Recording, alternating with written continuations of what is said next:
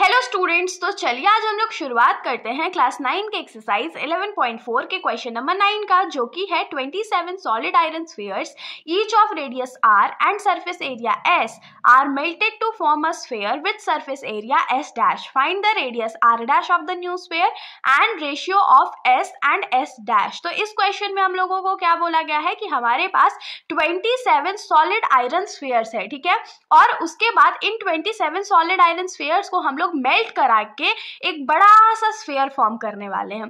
तो हम लोगों को इस बड़े वाले जो स्फीयर है उसका रेडियस फाइंड करना है और उसके बाद रेशियो निकालना है पुराने वाले स्फीयर के सरफेस एरिया का किसके साथ, तो नए वाले स्फीयर के सरफेस एरिया के साथ। तो एक हम लोग काम करते हैं, पहले इस क्वेश्चन को फिगर वाइज भी देख लेते हैं। मान लीजिए ये हमारा स्मॉलर जो स्फीयर्स है वो है, जिसमें हम लोग इसको 27 से मल्टीप्लाई करेंगे क्योंकि हमारे पास 27 स्फीयर्स है। इसका जो रेडियस है वो क्या है, r है, और इसका जो सरफेस एरिया है वो s है, ठीक है।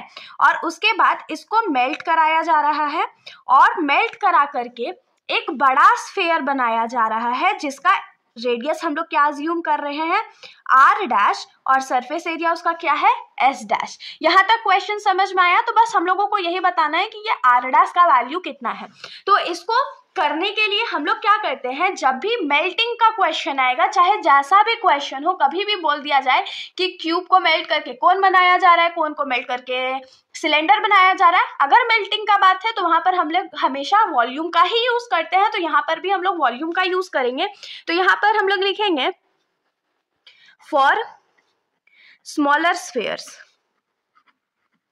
तो जो हमारा छोटा वाला स्फीयर है उसके लिए हम लोग कर रहे हैं, तो यहाँ पर लिखेंगे volume of 27 sphere is equals to क्या हो जाएगा, तो वॉल्यूम क्या होता है 4/3 पाई आर क्यूब। तो ये हमारा क्या हो जाएगा, वॉल्यूम हो जाएगा 27 स्फीयर का। तो यहाँ पर तो कोई दिक्कत नहीं है। अब देखिए यहाँ पर हम लोग क्या करने वाले हैं कि 27 था ना, तो 27 से इसको मल्टीप्लाई कर देंगे क्योंकि 27 स्फीयर का हम लोगों को वॉल्यूम चाहिए था। तो अगर हम लोग थोड़ा सा इसको वैल्यू कट करें तो ये 9 टाइम्स में कट हो जाएगा और 4 9 कितना होता है, तो 36 होता है पाई आर क्यूब। तो ये हमारे 27 स्फीयर्स के वॉल्यूम है। यहाँ पर कोई भी समस्या ऑफ कोर्स नहीं है। अब हम लोग आगे बढ़ते हैं। अब हम लोगों को बड़ा वाला स्फीयर का चाहिए, ठीक है। तो यहाँ पर क्या लिखेंगे, फॉर न्यू स्फीयर भी लिख सकते हैं या बिगर स्फीयर भी लिख सकते हैं। तो यहाँ पर हो गया फॉर बिगर स्फीयर, हमारा जो वॉल्यूम होगा उसका फॉर्मूला तो हमारा सेम रहने वाला है क्योंकि शेप थोड़ी चेंज हुआ है। तो ये क्या हो जाएगा 4/3 पाई आर क्यूब नहीं हो जाएगा, ये क्या हो जाएगा आर डैश क्यूब, क्योंकि हमारा जो बिगर स्फीयर था उसका रेडियस क्या था, तो आर डैश था, तो उसका हमने क्यूब कर दिया।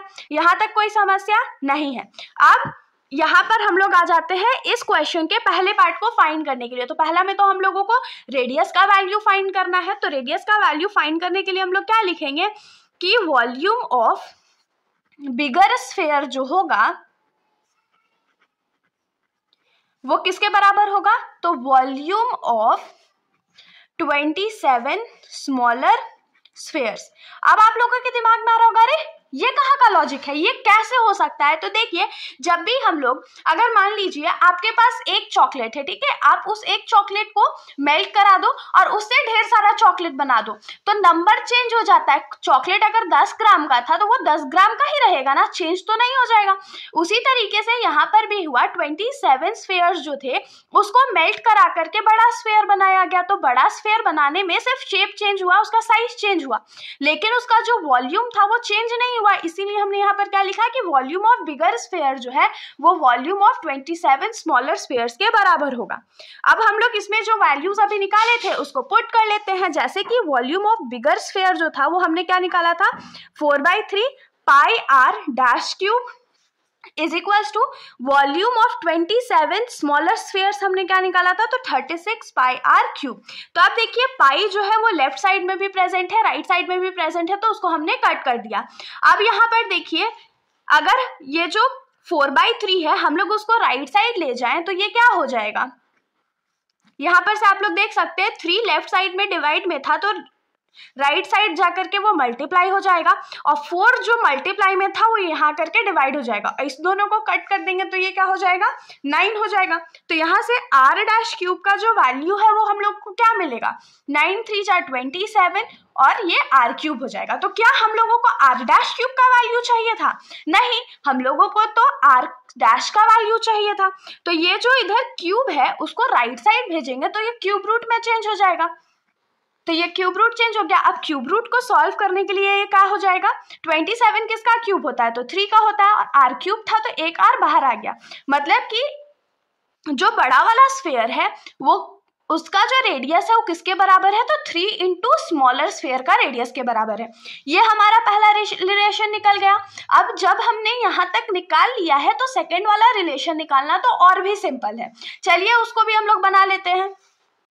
तो इस क्वेश्चन के सेकंड पार्ट में हम लोगों को रेशियो बताना था सरफेस एरिया जो पहले वाले स्फीयर का था और दूसरे वाले सरफेस एरिया के बीच में। तो अब हम लोग इसको निकालेंगे कैसे, तो पहले हम लोग क्या करते हैं, पुराना वाला या जो हमारा पहला वाला स्फीयर था उसका सरफेस एरिया निकाल लेते हैं। तो यहाँ पर क्या लिखेंगे, surface area of smaller sphere, जिसको हमने या क्वेश्चन ने किससे रिप्रेजेंट किया है, तो s से भी रिप्रेजेंट किया है। तो वो क्या हो जाएगा 4 पाई r स्क्वायर, क्योंकि हमारा तो जो सरफेस एरिया का फॉर्मूला होता है वो 4 पाई r स्क्वायर होता है और स्मॉलर स्फीयर का रेडियस r था, इसीलिए हमने इसको r स्क्वायर कर दिया। अब हम लोग दूसरा वाला निकाल लेते हैं। तो यहाँ पर क्या लिखेंगे, surface area of bigger sphere, जिसको हमने s डैश से या क्वेश्चन ने s डैश से भी रिप्रेजेंट किया, उसको हम लोग क्या लिखेंगे 4 पाई r डैश का स्क्वायर, क्योंकि इसका जो रेडियस था वो r डैश था। यहाँ पर हम लोग दोनों का जो सरफेस एरिया है वो निकाल लिए हैं। अब हम लोग क्या लिखेंगे, therefore required ratio is equals to क्या हो जाएगा, तो जो हमारा पुराना वाला सरफेस एरिया था जिसका वैल्यू s से रिप्रेजेंट किए हैं और जो नया वाला सरफेस एरिया था जिसका वैल्यू s डैश से रिप्रेजेंट किए हैं, दोनों को निकाल लेते हैं। वैल्यूज पुट करिए तो एक का वैल्यू था 4 पाई r स्क्वायर और दूसरा का था 4 पाई r डैश का स्क्वायर। तो 4 पाई पाई कट गया तो हमारे पास क्या बचा, r square divided by r dash का स्क्वायर। और अभी आप लोगों को याद होगा कि इस क्वेश्चन के फर्स्ट पार्ट में हमने r डैश का वैल्यू निकाला था। तो r डैश का वैल्यू क्या निकाला था, 3r निकाला था और उसका स्क्वायर कर देते हैं। तो यहाँ क्या हो जाएगा, r स्क्वायर डिवाइडेड बाई 3 का स्क्वायर क्या होता है 9 और r का स्क्वायर क्या होता है r स्क्वायर।